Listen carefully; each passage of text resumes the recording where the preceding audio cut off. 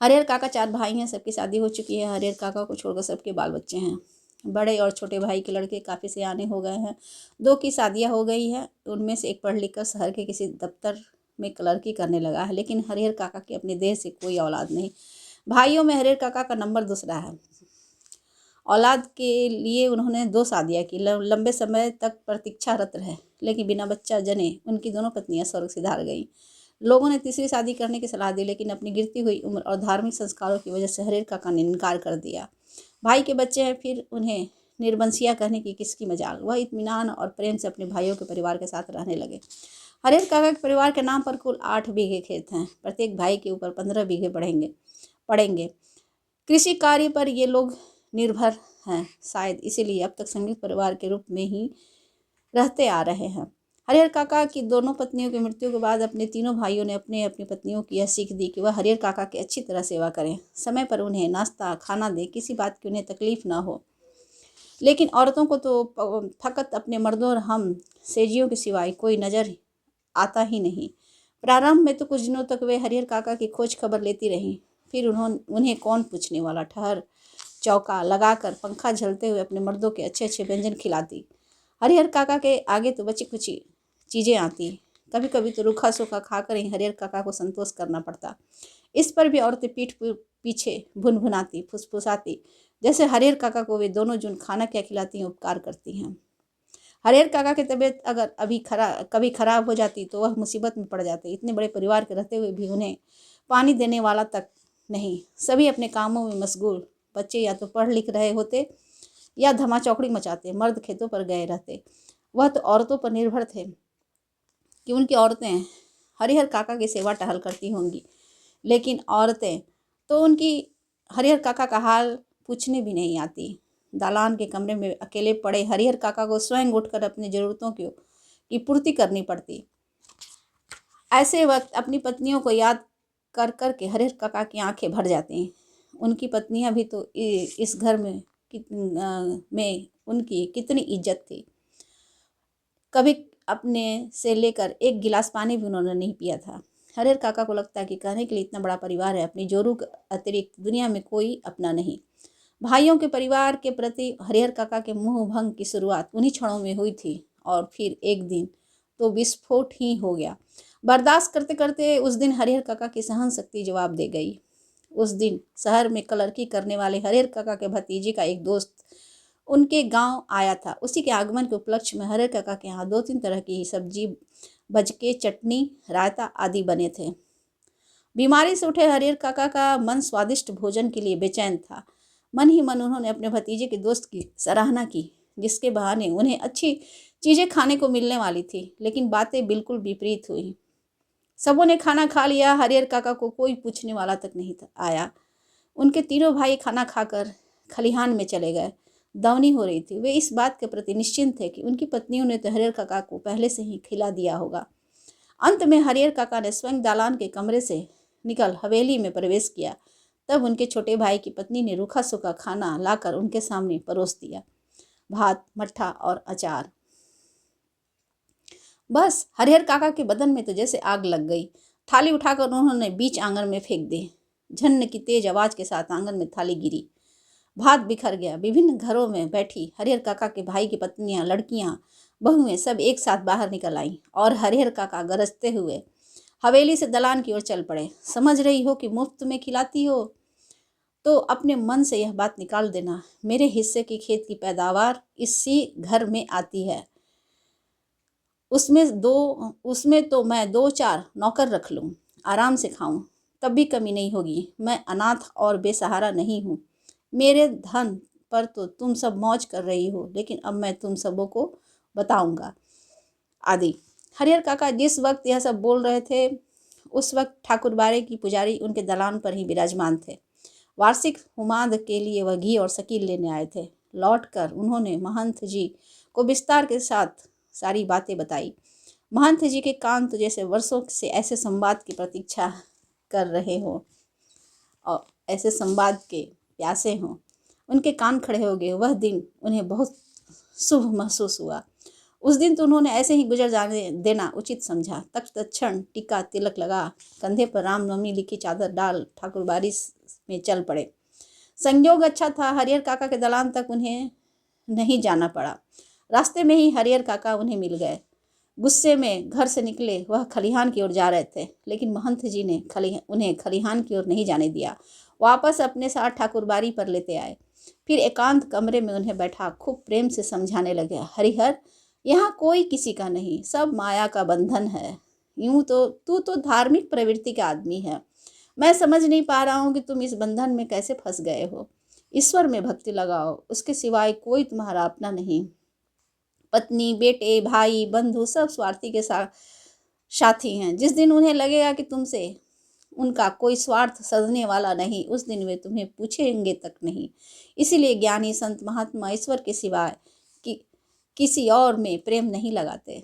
तुम्हारे हिस्से में 15 बीघे खेत हैं, उसी के चलते तुम्हारे भाई के परिवार तुम्हें पकड़े हुए हैं। तुम एक दिन कहकर तो देख लो कि अपना खेत उन्हें न देकर दूसरे को लिख दोगे कि वह तुमसे बोलना बंद कर देंगे। खून का रिश्ता खत्म हो जाएगा।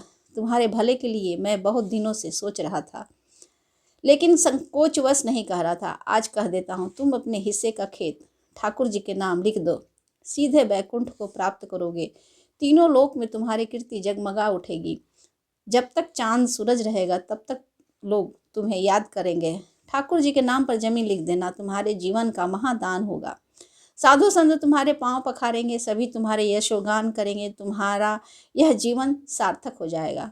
अपनी शेष जिंदगी तुम इसी ठाकुरबाड़ी में गुजारना, तुम्हें किसी चीज़ की कमी नहीं होगी। एक मांगोगे तो 4 हाजिर की जाएंगी। हम तुम्हें सिर आंखों पर उठाकर रखेंगे। ठाकुर जी के साथ साथ तुम्हारी आरती भी लगाएंगे। भाई का परिवार तुम्हारे लिए कुछ नहीं करेगा। पता नहीं पूर्व जन्म में तुमने कौन सा पाप ऐसा किया था कि तुम्हारी दोनों पत्नी अकाल मृत्यु को प्राप्त हुई। तुम्हें औलाद का मुंह तक नहीं देखा।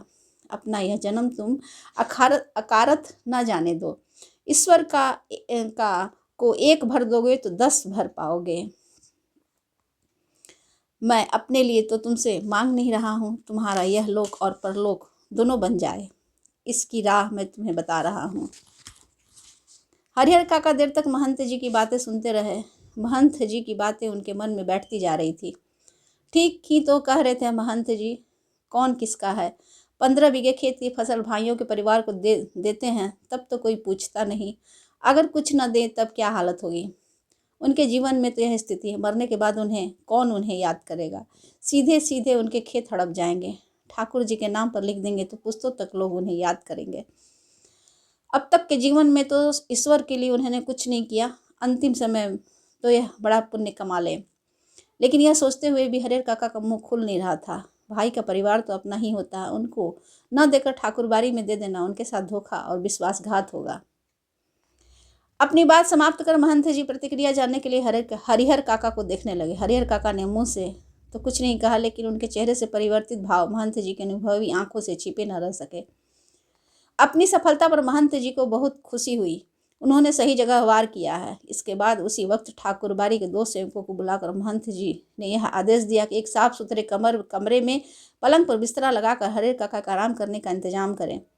फिर तो महंत जी के कहने में जितना समय लगा उससे कम समय में ही सेवकों ने हरिहर काका के मना करने के बावजूद उन्हें एक सुंदर कमरे के पलंग पर जा लिटाया।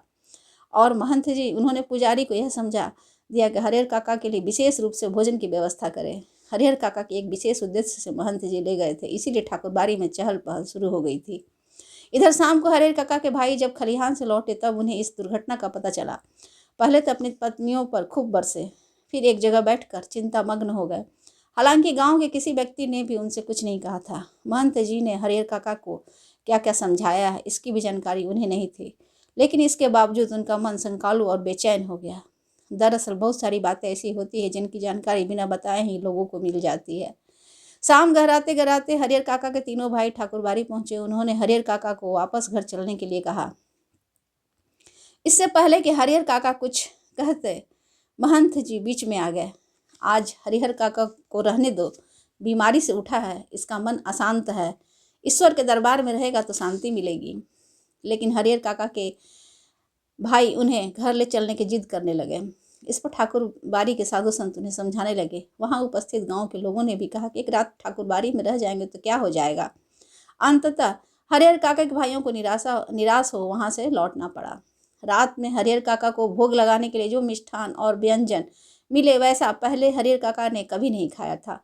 घी, चुते, मालपुए, रस बुनिया, लड्डू, छेने की तरकारी, दही, खीर पुजारी जी ने स्वयं अपने हाथों से खाना परोसा था।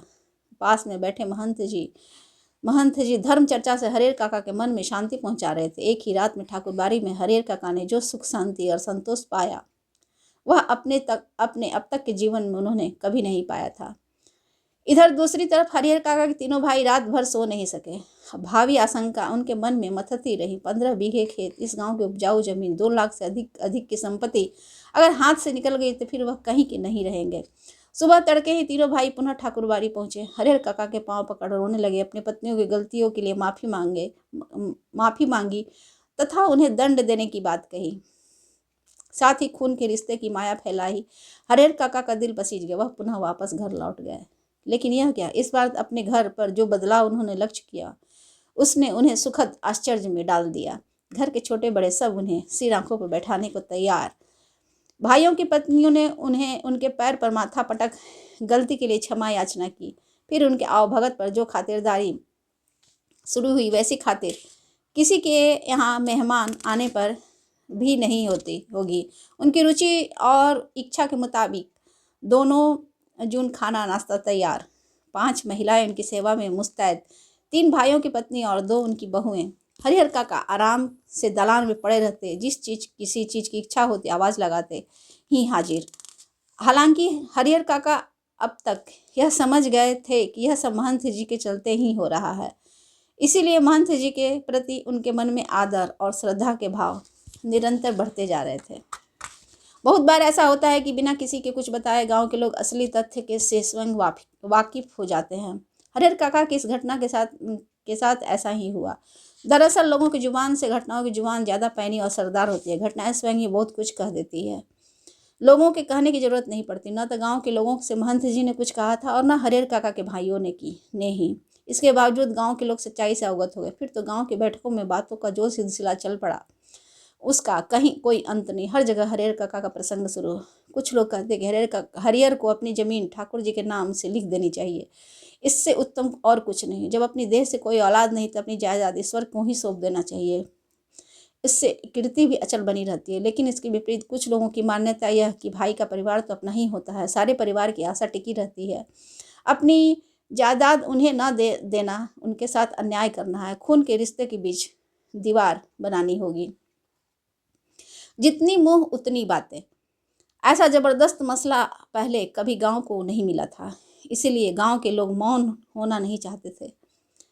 अपने अपने तरीके से समाधान ढूंढ रहे थे और प्रतीक्षा कर रहे थे कि कुछ घटित हो। हालांकि इस क्रम में बातें गर्माहट भरी भी होने लगी थी।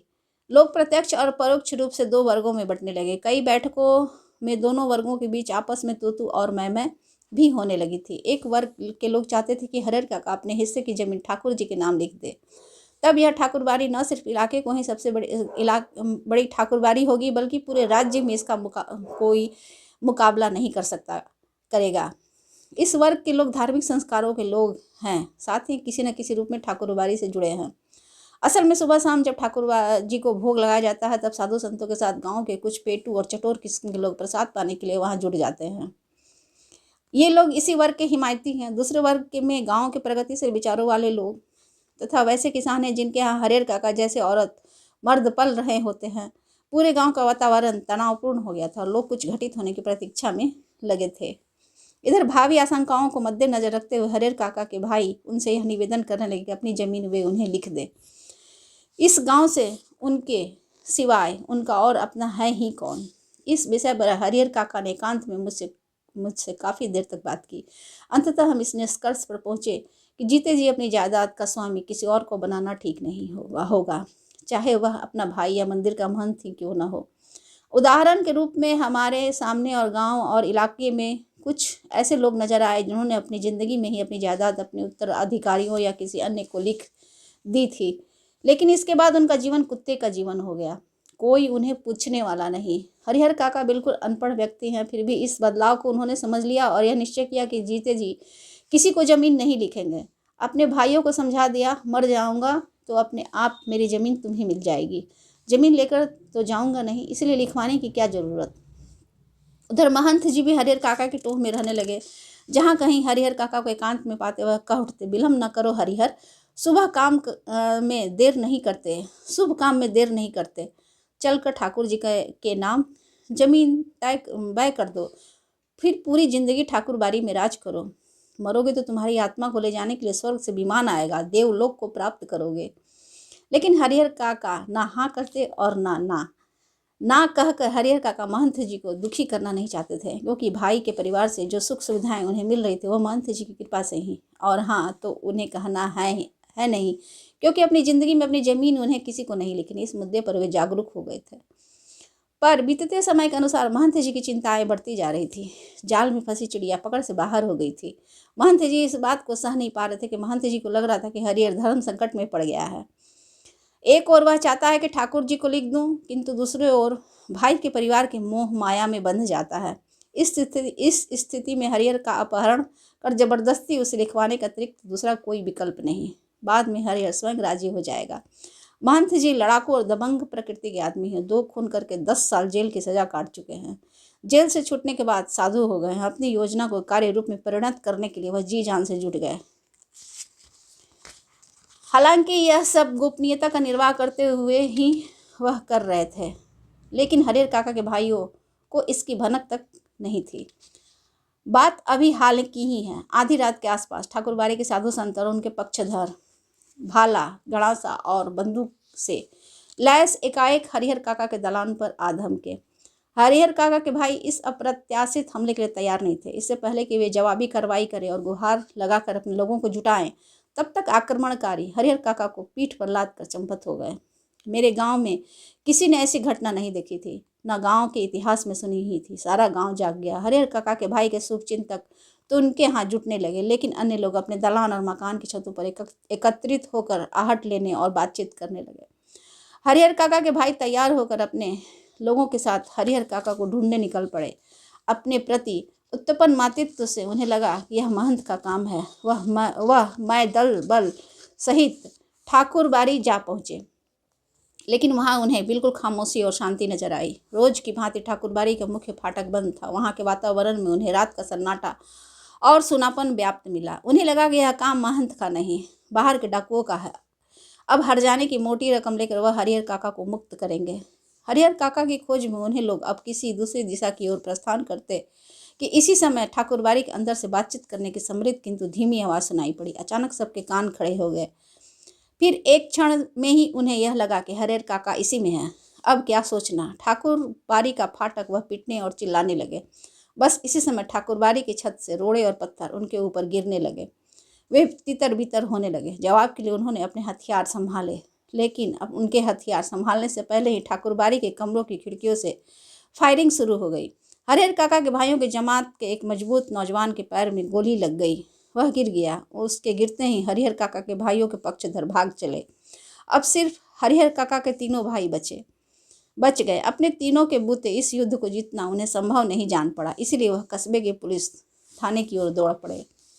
इधर ठाकुरबाड़ी के भीतर महंत और उनके कुछ चंद विश्वासी साधु सादे और लिखे कागजों पर हरिहर काका के अंगूठे के निशान जबरन ले रहे थे। हरिहर काका पढ़े लिखे नहीं, इसीलिए अंगूठे के निशान के माध्यम से ही उनकी मिल्कियत ली जा रही थी। हरिहर काका तो महंत के इस व्यवहार से जैसे आसमान से जमीन पर आ गए थे। उन्होंने तो सपने में भी नहीं सोचा था कि महंत जी इस रूप में भी आएंगे। जिस महंत को वह आदरणीय व श्रद्धेय समझते थे, वह महंत अब उन्हें घृणित, दुराचारी और पापी नजर आने लगा था।